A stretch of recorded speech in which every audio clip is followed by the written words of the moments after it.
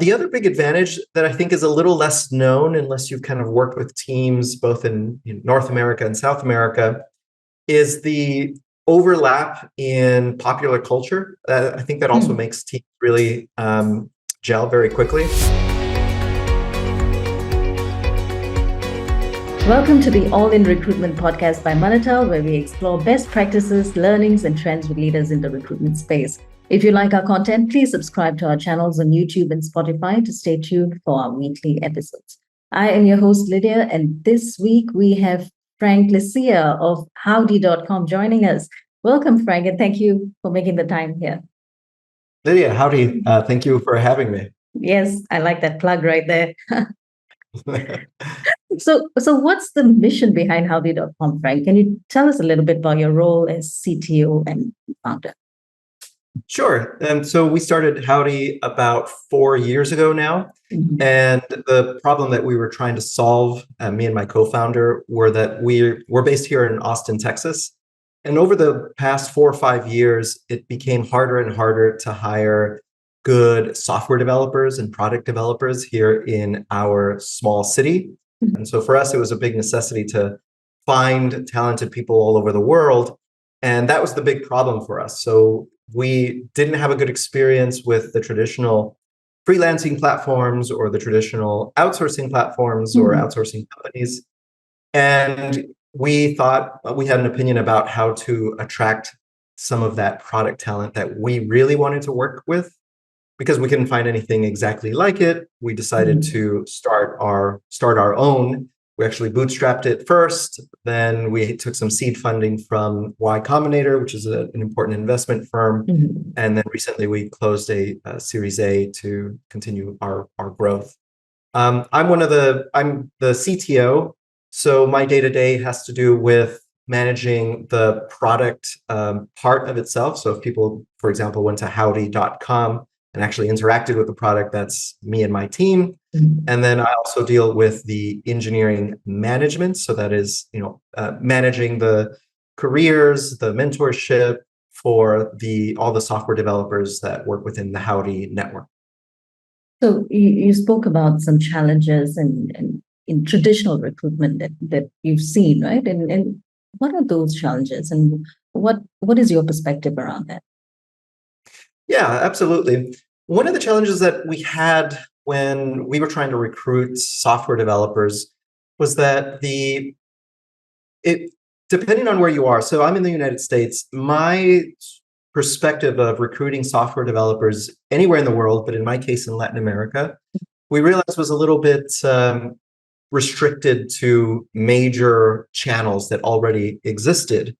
And it could be kind of a very US centric perspective because I didn't really appreciate the reputation that these major easy channels had in the Latin American countries. What is that platform's reputation in that country?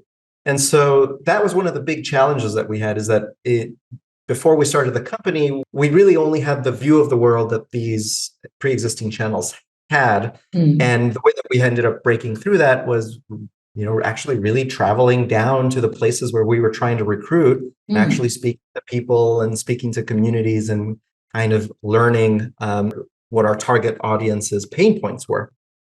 And I noticed on the website that the motto states that there's a developer first approach taken at Howdy, right? So can you elaborate what this means, Frank? Yeah, absolutely. So this is part of what we learned when we were trying to recruit these, our target audience. Mm. What it means for us is, yes, it's important to provide the sort of table stakes that people expect, things like perks and benefits and health insurance and so on. But the other thing that we recognized was that it really benefited us to be choosy with the clients that we work for, because what was really attractive to the audience and what really helped people personally was that we're recruiting for teams that have long-term career paths. And so we really limited ourselves to companies that were product oriented, that were looking to provide people all over the world the same career paths, whether you were in New York or in Bogota, Colombia. you had the same responsibilities, scope. Howdy.com helps to normalize the benefits so that everybody had similar benefits, health insurance, equipment, and things like that. So that's what we mean by we put our developers first. We will regularly turn down a customer, respectfully, if we don't feel like this kind of talent, valuing talent in this way for the long term, for career growth and so on, doesn't suit them. Perhaps they're not at that stage. Perhaps they're small. Perhaps they really just need 4 hours of an adjustment on a website, and this kind of solution isn't suitable for that kind of team. So, what might be some steps that you take to identify if there is such a long-term career prospect for a candidate? So there is definitely a discovery process. For us in our discovery process, what we typically tend to do is ask about the company's or the department's product development philosophy. So for example, if a customer is talking about, well, I really just need 4 hours to add this particular feature. So if they're speaking in terms of hourly work, project-based work, 3-month work, 6-month work, maybe scoping projects, getting bids and estimates, then Howdy.com doesn't tend to work best for those kinds of teams. However, if the conversation is instead about what are a developer's career paths within your organization, and what's important is that this is a developer. For any developer, what is their career path? What do you do about salary adjustments? What do you do about bonuses, inflation adjustments? Here are the standard benefits package that our platform provides. Are you all interested in providing any additional benefits above and beyond the standard ones, even above the ones in their country, in order to help attract and retain talented people? So that you can see that it's much more of an HR conversation about the growth, development, and HR experience that people have. That's really where we help teams really stand out when they're trying to recruit talent, as opposed to just how much are you going to charge me for this website and when are you going to be done? And why did you choose to focus on hiring talent for tech talent, specifically in Latin America? What advantages does the region offer? Yeah, so I think the most obvious advantage is the overlap in US time zones. So this is really important for certain teams. Say that, my favorite example is you have a software developer or a team of software developers and a bug comes up. Sometimes the fastest way, rather than chat back and forth in email or in Slack, really is to do what you and I are doing and brainstorm solutions. It's much higher bandwidth to kind of explore ideas. So that kind of real-time collaboration can be important for building software, but it can also be very important for resolving customer issues during business hours in the United States. The other big advantage that I think is a little less known, unless you've kind of worked with teams both in North America and South America, is the overlap in popular culture. I think that also makes teams really gel very quickly. So if you're working on a software development team, whether you're working with somebody in South America or North America, if you make a reference to The Simpsons and a bunch of other popular culture, there was a lot of overlap during very formative years in video games and music and movies. And well, that makes things gel much faster, especially if you're all working, on different sides of the earth. And then finally, the work ethic, especially in Latin America, it really matches the way that companies tend to work in Silicon Valley, where there's a big emphasis on work-life balance, but also nobody's going to get grumpy if occasionally people are working extra to hit a deadline, so long as it really is occasionally and not, there's really that team buy-in. And those are some of my favorite aspects of working with teammates in Latin America. So what are some strategies or techniques that you found to be effective to identify and even attract the most suitable talent in this particular region? Yeah. So the big one, I think, is not to overlook or undervalue the power of meeting people in person. I think is one of the strategies that has really worked for us. And what we do is we provide space and we sponsor and host these technical communities. If you're a software developer, you're regularly getting together with other software developers to learn about the latest techniques, the latest architectures and tools, and the latest advancements in AI and so on. And we like to try and give back to those kinds of communities by offering them premium spaces and food and dinner, because often these are after work, and drinks and so on. The being there on the ground, actually valuing people, providing that kind of value makes it so that you can find just one good software developer. I think that's a challenge people can accomplish, just find one good one. And what that unlocks is, once you have that one good one, who does that person respect and admire? And now you all have a space to invite them to. And so now that one great developer or that one great teammate can turn into two or three. In fact, for us, we did the statistics, and for every one teammate that we hire, on average, we have 1.2 referred to us. So it's a very viral kind of effect. And we manage that viral effect by first kind of providing value to these communities, to actually participating face-to-face in these places there on the ground. So not only through LinkedIn messages and emails, but actually doing the hard work of showing up where we want to meet people. What are maybe some unique challenges that you've encountered when you look for talent in Latin America? Yeah, the unique challenges is one of them was breaking through the noise. It's sort of two sides of the same coin. If I'm in the US, then the obvious channels for me to access people are going to be, the major platforms and companies and so on.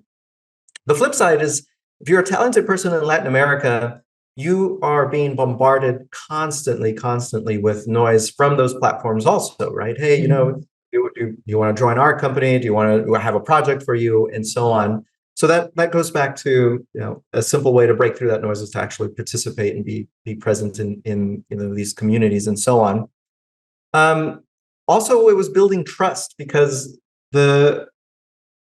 if we're one among a million different entities or companies trying to hire software developers, there's no reason to trust one over all the other ones, right? And so that was another unique challenge, is that the market, the secret is out. So for US tech companies who want to hire talented people all over the world, Latin America is becoming, it's no longer kind of like a well-kept secret. And so those were the big challenges, is how do we break through? That's going to be a challenge for anybody trying to recruit in that part of the world, really, is how do you break through the noise? How do you access that inaccessible talent? There are really talented people who are not interested in hourly gig work that you really want to work with. How do you get access to those people, if not through the major channels? And then finally, how do you build trust? Because you're just one among a million people asking for a time and attention. Could you share some insights maybe into your approach for evaluating a candidate's cultural fit or cultural add, for instance, within a company's values or even work environment? We recruit for so many different companies that for me, it really just comes down to collaboration, very, very close collaboration on a numbers game, right? So what we do naturally is our recruiters and our company, our clients' recruiters have to be 100% in sync and have to build that pipeline together. So we build the early pipelines where we have, quick vetting problems. This is where if a hiring manager loves this particular vetting problem that we can ask in 2 minutes and evaluate in 3 minutes, we'll put the very basic ones up there. So that's hand in hand with that, with both recruiting teams. Then there's also a second level, which is hand in hand collaboration with the hiring managers on both sides. So we do something that not a lot of companies do. I don't think they do, is we hire engineering managers. So we're not a software development company. We don't, ship products. We don't do projects for people, but we hire engineering managers nonetheless. And the reason we do that is because that way, the engineering manager or the hiring manager in the United States can have a peer in the US, excuse me, in Latin America, where we're trying to recruit, where they can collaborate also on the second stage of that pipeline to build, to get on the same page about, well, what does good communication skills mean, and what does a senior developer mean, and so on. And then, of course, the logistical coordination for handling all that, all the handoffs from interviewers, feedback, gathering all that. We assign that to our recruiters to keep that whole flow going. So that's our approach. There's no, for us, if you were to ask me, there's no silver bullet. It's just being hand in hand at the two levels, which is, the initial recruiting level, the vetting, screening level, but also the deep dive level where people evaluate communication skills, cultural fit, and so on, making sure that both hiring managers, the ones that work for Howdy and the ones that work for our clients in the US, have designed a common pipeline and a common evaluation framework together that we can then hold them accountable to, right? So and that's how we approach that problem. So no magic. So how long do you take to hire someone in tech, regardless of the region? And what is the approach towards assessment in the hiring process? I think the first one is, how long does it take? It tends to be that we move faster than our clients do. We move as fast as they do. So if we have agreed on screening criteria, then we're recruiting en masse across a continent, and we have candidates every day. And if they quickly tell us, yes, this candidate, I want to meet them, or no, then the whole process moves much, much faster because it's a pipeline. And if you're delaying one step of the pipeline 1 or 2 days times 1,000 people, everything gets delayed like crazy. So we put a big emphasis on holding our partners accountable for, if we send a profile, we need to know, do you want to meet this person? Do you want to chat with them for 15 minutes or not? Those gaps in communication really, really add up. And so if we facilitate an interview, we have to know whether it's a yes or a no. So the top priority is always speed, and that's very much a cultural thing.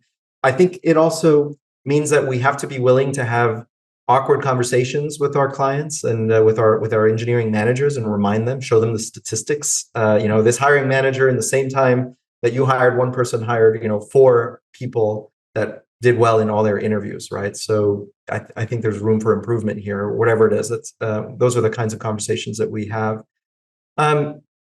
As far as best practices to share, we do put that emphasis on speed, but also the technical bar, at least for our philosophy, can be mitigated very much because these are technical tests, and there's very often they're pass or fail, and there's a billion different technical test evaluation platforms like HackerRank and so on. So yes, that's important, but for us, we put more emphasis on communication and transparency. So, for example, is this the kind of person who, if you ask them to explain how the internet works, can do it to a non-technical audience, and so on. So we do put that kind of emphasis on our communication as part of our process. So when you look for talent in Latin America to serve American companies, are you also looking at not just remote, but also candidates that are willing to relocate?